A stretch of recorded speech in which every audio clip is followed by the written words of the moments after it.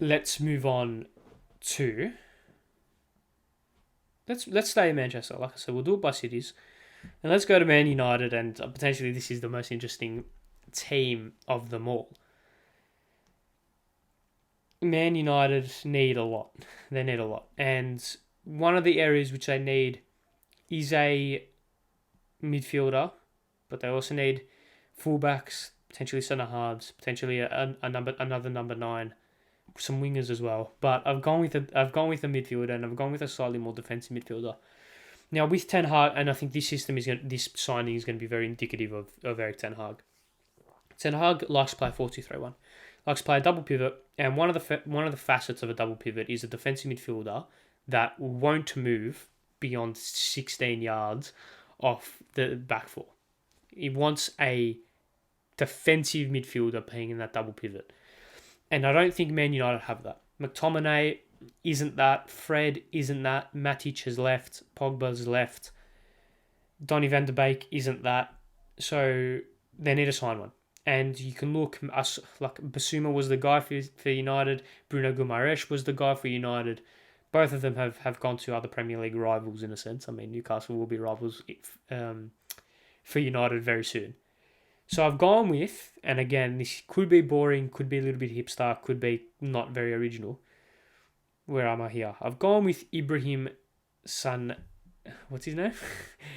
Zangare. That's it, not Sanagre. Zangare. Ibrahim Zangare. Now, he's the perfect defensive midfielder for United. Perfect defensive midfielder. He can be a destroyer, he can be press-proof, he can be versatile, can play in a double pivot, can play in a single pivot. Ten Hag will know exactly what he's about as well, so there's no issue there. 3 point in the Eredivisie this season. He's currently playing in the Eredivisie in Netherlands. He's got 3.54 tackles per game, 2.76 interceptions per game, 0.8 key passes per game, 65 accurate passes per game, and he's only dribbled past once per game. If you compare those stats to Calvin Phillips just before, it is perfect. It's perfect for United, and like I said with Arsenal not long ago with Scamacca, they need to be able to get a signing in that will be able to build the team around. Zangare is the guy that they can build their team around, because he's that defensive midfielder that won't budge. He's good enough not to be replaced, so he's borderline indispensable as soon as they get him in. And he gives that ability to buy another centre mid, because I feel like they do need to get two central midfielders. And like I said, maybe someone like a Frankie de Jong. I don't think they'll get him partnering Zangare, but someone like a Zangare Frankie de Jong partnership will be exceptional, because you have Zangare, who's that destroyer, but he's also press proof as well. So we can get onto the ball, recycle possession, dictate a little bit of tempo as well should they need it, and be that kind of relief pass as well. You don't want to sign a defensive midfielder that can't pass the ball, because then that just puts you in all sorts of trouble.